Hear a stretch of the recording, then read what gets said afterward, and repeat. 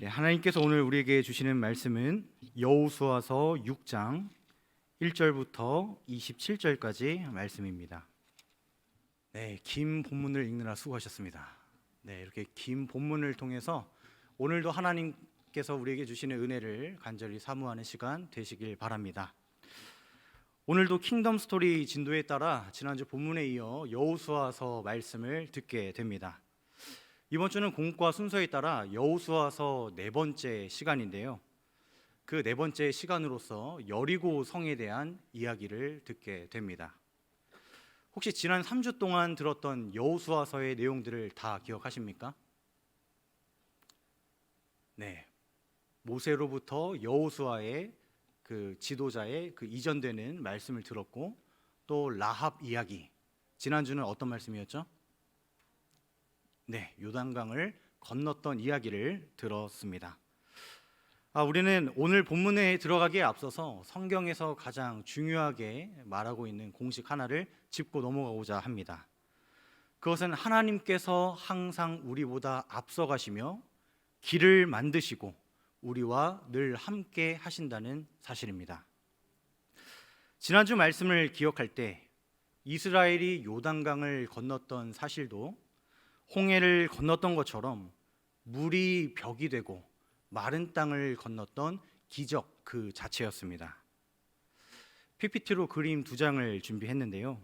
첫 번째 그림을 한번 띄워주시면, 이스라엘이 요단강을 건널 때 제일 앞에 선두에 무엇이 있었죠? 언약궤가 있었습니다.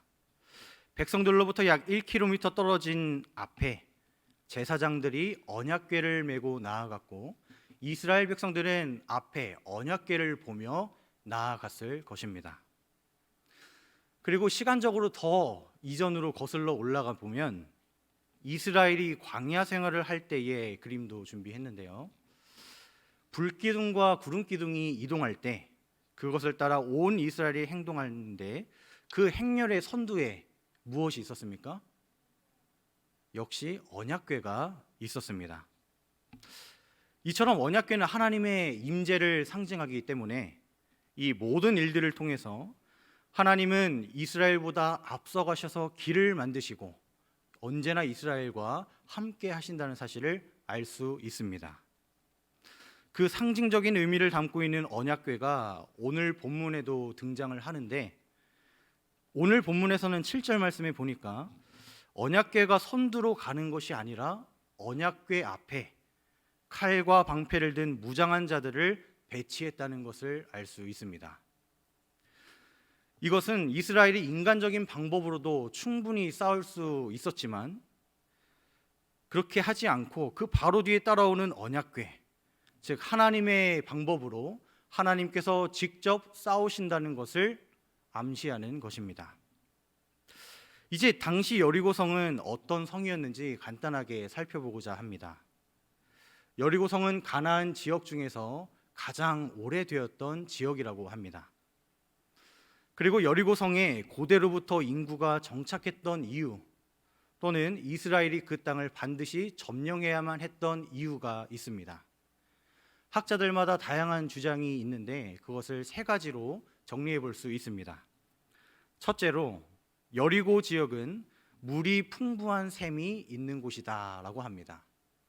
고대 근동에서 물이 주는 의미는 생명 그 자체이죠. 둘째로, 여리고는 겨울에도 따뜻했다고 합니다. 그리고 셋째로, 여리고는 요단 나루턱과 팔레스타인 내륙으로 진출하는 관문으로서 전략적으로 또 지리적으로 반드시 지나야만 하는 도시라는 겁니다. 그러니까 여리고성은 요단강을 건넌 이스라엘이 선택의 여지 없이 반드시 점령을 했어야만 했던 지역인 것입니다.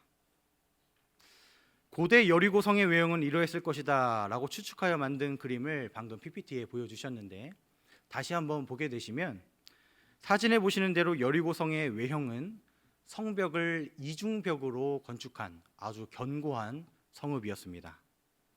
그 길이는 약 365m, 폭이 약 183m, 높이가 약 20m 정도 된다고 추측하고 있습니다. 우리가 생각했던 것보다 그리 크고 웅장한 성은 아니지만 그때 당시에 비하면 작은 성은 아니었습니다. 그리고 확실한 것은 여리고성은 이중벽으로 지어진 견고한 성이라는 것입니다. 그 견고한 성을 군사훈련도 받지 않은 일반 사람인 이스라엘 백성들이 점령한다는 것은 그리 쉬운 일이 아니었을 겁니다. 그런데 하나님은 아주 기괴한 전술로 이스라엘을 전쟁터로 내보내셨습니다. 그리고 이스라엘은 그 말씀에 순종하여 그저 언약궤를 들고 나팔을 불며 여리고성을 7일 동안 돌았을 뿐인데 그 견고한 여리고성이 무너지고 말았습니다. 여리고성 점령은 인간의 방법대로 칼과 창으로 싸운 전쟁이 아니라 하나님의 방법대로 하나님께서 직접 싸우신 하나님의 전쟁입니다. 이스라엘은 그저 하나님의 말씀에 순종하기만 하면 승리를 쟁취하는 전쟁입니다. 모든 전쟁이 마찬가지지만 특별히 이 전쟁은 하나님께서 앞서가시고 직접 싸우신다는 것을 가시적으로 보여주는 좋은 전투라 할 수 있습니다.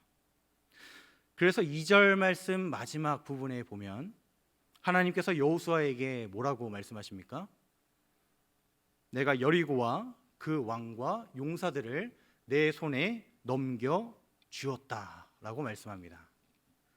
이 말씀을 히브리 원어로 봐도 넘겨 주었다라는 동사가 과거 완료 시제로 기록되어 있습니다. 아직 여리고와 전쟁을 시작하지도 않았고 오히려 1절 말씀에 보면 여리고 성문이 철옹성과 같이 굳게 잠겨 있다라고 말씀합니다. 그리고 아까 설교 시작에서 말씀드렸다시피 여리고 성의 성벽은 이중벽으로 건축되어 점령하기 쉽지 않은 그런 성이었습니다. 그런데 하나님께서는 그 요새와 그에 속한 왕과 모든 사람들을 이미 여호수아에게 넘겨주었다. 완료 시제로 말씀하고 있습니다. 아직 일어나지도 않은 미래의 일을 완료 시제, 과거 시제로 기록했다는 것은 무슨 의미일까요? 하나님께서는 여호수아가 아니라 요단강을 건너기 전에 모세에게도 똑같은 말을 이미 하신 바 있습니다. 민수기 33장 50절 이하의 말씀을 보면 이렇게 말씀하십니다. 여리고 맞은편 요단강가 모압 평지에서 여호와께서 모세에게 말씀하여 이르시되 너희가 가나안 땅에 들어가거든 그 땅을 점령하여 거기에 거주해라. 왜 그렇습니까? 왜냐하면 내가 그 땅을 너희에게 너희 소유로 이미 주었기 때문이다. 이 상황은 여호수아처럼 여리고성 바로 앞에서 주어진 상황이 아닙니다. 아직 요단강을 건너기도 전의 상황입니다. 그때에도 가나안 땅을 어떻게 했다고 말씀하십니까? 이미 가나안 땅을 주었다. 완료 시제로 말씀합니다. 우리는 이 문법적 오류와도 같은 말씀을 이해하기 위해 먼저 기억해야 할 사실이 있습니다. 그것은 바로 하나님께서 시간을 창조하셨다는 사실입니다.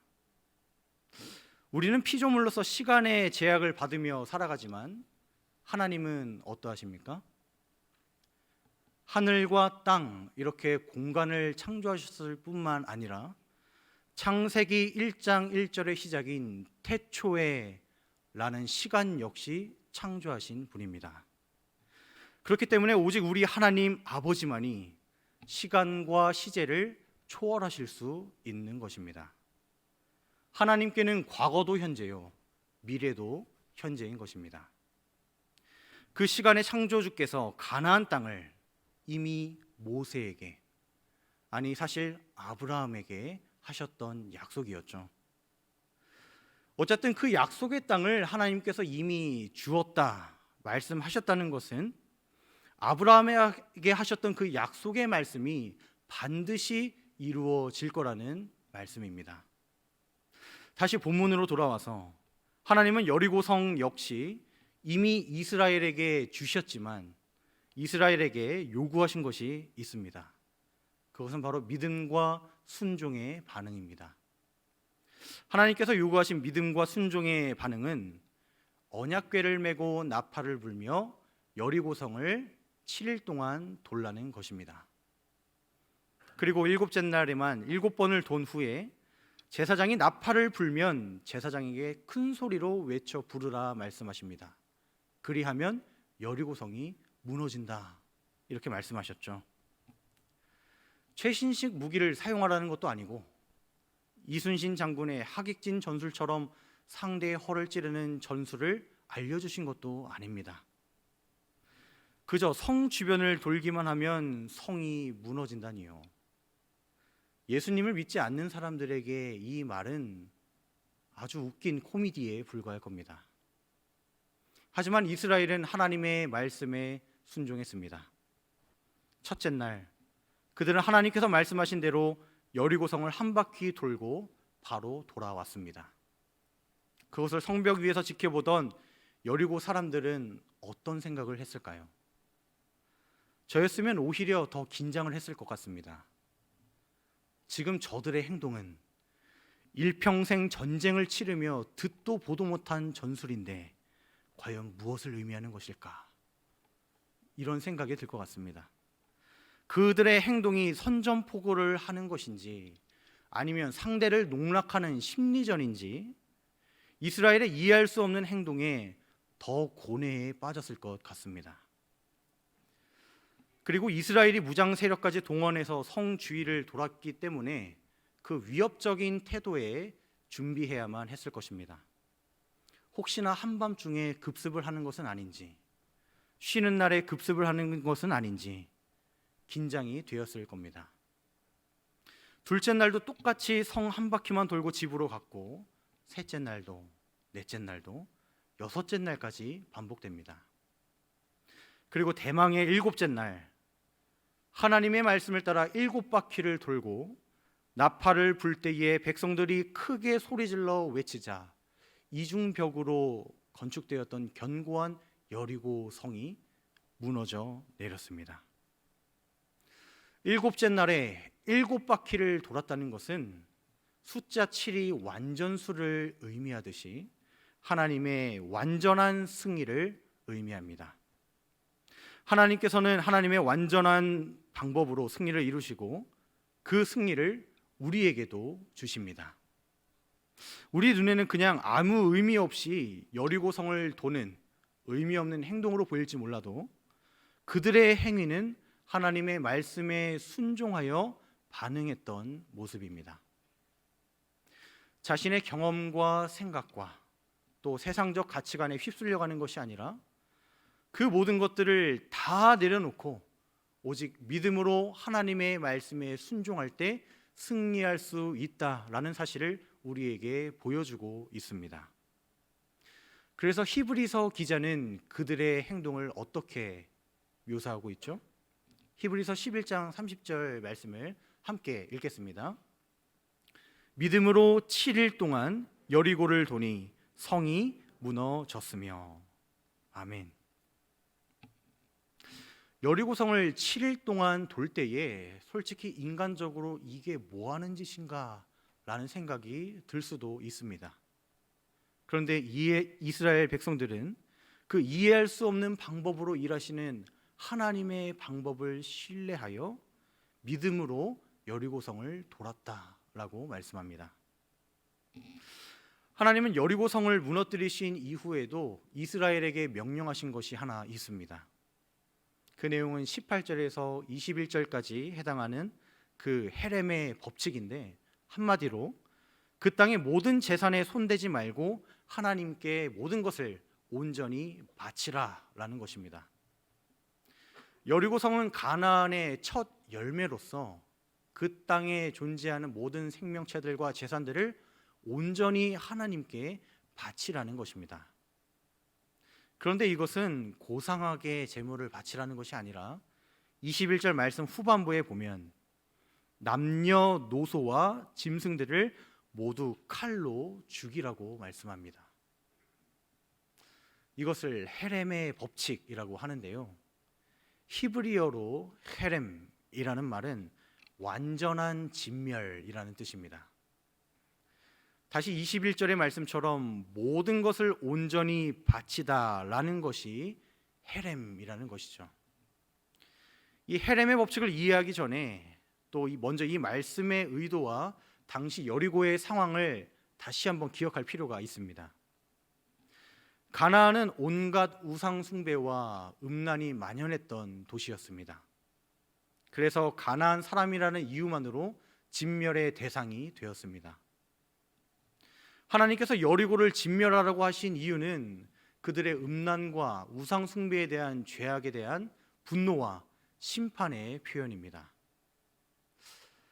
그런데 아무리 그래도 그렇지 사랑의 하나님께서 어떻게 잔인하게 아이들까지 싹 다 칼로 죽이라고 하셨을까? 납득이 잘 안 되실 겁니다. 그런데 만약 이 사건만 보고 하나님은 사랑과 자비가 없다라고 생각하신다면 아직 하나님을 반쪽밖에 모르는 겁니다. 우리가 믿는 하나님은 동전의 양면과도 같이 사랑과 공의의 하나님입니다. 하나님 아버지는 죄를 끔찍이 싫어하시고 그 죄에 대해서 반드시 심판하시는 의로우신 분입니다. 이 사실도 머리로는 알겠는데 그래도 아직 납득이 안 되시는 분이 많이 계시죠. 그래서 이 헤렘 법칙을 설명할 때에는 헤세드 법칙도 같이 설명해야 합니다. 히브리어로 헤세드라는 것은 이거다라고 똑부러지게 설명할 수는 없지만 보통은 이 단어를 인자, 자비, 사랑, 충성, 성실 등의 내용으로 해석하곤 합니다. 여기서 이 헤세드를 하나님의 풍성한 사랑이라고 해석을 해도 큰 무리는 없습니다.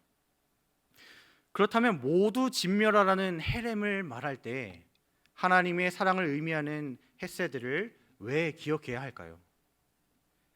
2주 전에 들었던 기생 라합을 예로 들어보겠습니다. 라합은 가나안 사람이라는 자체만으로도 진멸의 대상이었고 그녀의 직업은 더욱 그러했습니다. 그런데 그녀는 하나님의 말씀을 믿었고 두 정탐꾼들에게 하나님의 구원을 요청하지 않았습니까? 그래서 실제로 라합은 오늘 본문 22절 말씀에 보면 그녀 자신과 그녀에 속한 모든 것이 구원을 받는 하나님의 헤세드를 경험했습니다. 사도행전과 로마서가 인용하고 있는 요엘서 2장 32절 말씀을 우리 한 목소리로 함께 읽겠습니다. 시작.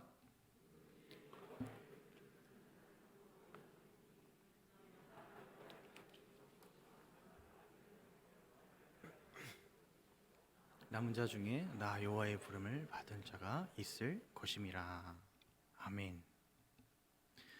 누구든지 라합처럼 진멸의 대상이라 할지라도 하나님의 이름을 부르는 자는 하나님의 헤세드, 하나님의 사랑과 구원을 경험할 것입니다. 주 안에서 사랑하는 꿈꾸는 교회 성도 여러분, 여러분은 완전한 진멸 헤렘 가운데서 하나님의 풍성한 사랑인 헤세드를 경험하고 계십니까? 방금 말씀드린 라합의 이야기가 소설 속의 이야기가 아니라 바로 나의 이야기가 되어야 합니다. 어쩌면 나 자신이 하나님의 시선에서는 라합보다 더 더럽고 추악할지 모르겠습니다. 우리도 본질상 진노의 자녀로서 진멸당함이 마땅하나 우리 마음을 돌이키고 회개하여 돌아올까 하여 하나님께서는 끝없는 인내와 헤세드로 우리를 참고 기다려주고 계십니다. 우리 역시 모양은 다르지만 가나안 사람들처럼 자기만의 우상을 섬기며 살아가고 있습니다. 우리도 마음의 우상으로 가득하여 진멸당함이 마땅하지만 아직도 숨을 쉬며 살아가고 있고 겉으로는 거룩한 척 예배를 드리러 교회에 나올 수 있는 것이 우리는 하나님의 은혜, 헤세드를 입은 자라는 사실입니다. 내가 진멸되지 않고 아직도 뻔뻔스럽게 하나님의 날개 아래 거하고 있는 것은 하나님은 사랑이시라는 증거입니다. 하나님의 다음없는 사랑과 은혜에 감사할 줄 아는 우리 모두가 되기를 소원합니다. 오늘 보면 26절 말씀에 보면 무너진 여리고성을 재건축하는 자는 저주를 받을 것이다 말씀합니다. 그 이유는 이스라엘 백성들과 가나안 사람들에 대해서 각각의 이유가 있습니다. 먼저 이스라엘 백성들에 대해서는 이스라엘 후손들이 그 무너져 있는 여리고를 바라볼 때마다 두고두고 후손들이 바라볼 때마다 무엇을 생각하겠습니까? 하나님의 구원하심을 기억하고 감사하겠죠. 무너져 있는 여리고 그 자체가 하나님의 구원을 증거하는 것입니다. 이스라엘 자손들은 무너진 여리고를 볼 때마다 하나님의 구원하심을 떠올리며 구원을 베풀어 주신 하나님께 대대손손 감사해야 했습니다. 그리고 가나안 사람들에 대해서는 가나안 후손들이 무너진 여리고를 바라볼 때마다 무슨 생각을 했겠습니까? 하나님의 심판을 기억하여 두려워 떨 것입니다. 일종의 경고의 메시지를 주기 위함입니다. 하나님께서 무엇을 경고하시는 것일까요? 가나안의 극악무도한 죄악들과 온갖 우상 숭배로 인해 이 여리고가 무너졌기에 가나안의 모든 후손들도 선조들의 이런 죄악을 답습한다면 누구든지 이렇게 무너지게 되리라 라는 것을 경고하는 것입니다. 이제 들었던 말씀을 정리하겠습니다. 여호수아 당시 여리고는 쉽게 무너지지 않는 견고한 성이었지만 반드시 통과해야만 했던 장소였습니다. 이처럼 우리 힘으로 정복하기 힘들지만 선택의 여지 없이 반드시 그 여리고를 무너뜨려야만 하는 저마다 삶의 여리고성이 있을 겁니다. 우리 인생의 여리고를 마주할 때마다 우리는 어떤 반응을 보여야 할까요? 두려워 떨 것이 아니라 세상의 방법으로 해결할 것이 아니라 하나님의 주권과 권능을 믿고 담대하게 하나님만 의지하며 하나님의 이름을 불러야 합니다. 그리할 때 진정한 승리와 구원을 경험하게 되실 겁니다. 이스라엘이 여리고 전투에서 승리할 수 있었던 비결은 하나님께서 그들보다 앞서가셔서 길을 만드셨고 그들과 함께 하셨기 때문입니다. 그 임마누엘의 하나님께서 오늘날 우리와도 함께하고 계십니다. 우리가 현재 마주하고 있는 각자의 여리고성을 하나님께서 놀라운 방법으로, 이해가 되지 않는 방법으로 무너뜨려 주실 것입니다. 우리의 상식이나 경험이나 세상적인 방법들을 내려놓고 온전히 주의 이름을 부를 때 하나님의 권능의 손이 영적 이스라엘인 우리를 승리의 길로 이끌어 주실 겁니다. 현재 내 앞에 놓여진 여리고성 앞에 두려워하지 마십시오. 그것이 재정적인 문제가 되었든 건강이 되었든 심각한 문제가 되었든 걱정하지 마십시오. 왜냐하면 이미 싸우기도 전부터 그 여리고를 이스라엘에게 주었다 말씀하셨던 것처럼 우리가 현재 씨름하고 있는 문제들도 이미 우리가 그 문제를 초월해서 하나님의 시제에서는 이미 완료된 승리한 문제이기 때문입니다. 그런데 어쩌면 나만의 이 여리고성은 어떤 해결해야 하는 문제가 아니라 나 자신일 수도 있습니다. 하나님을 신뢰하지 못하고 인간적인 방법으로 해결하려고 하는 내 모습, 나라는 여리고를 먼저 허물어야 하나님을 바라볼 수 있겠죠. 내가 최신식 무기로 탁월한 전술로 그 문제를 내가 해결하려고 하는 것이 아니라 먼저 자신의 그 교만과 두려움과 상처와 불신의 성벽을 허물 수 있기를 소원합니다. 그렇게 하나님의 임재와 전능하심을 신뢰하여 거룩하신 하나님의 이름만 끝까지 외치시기 바랍니다.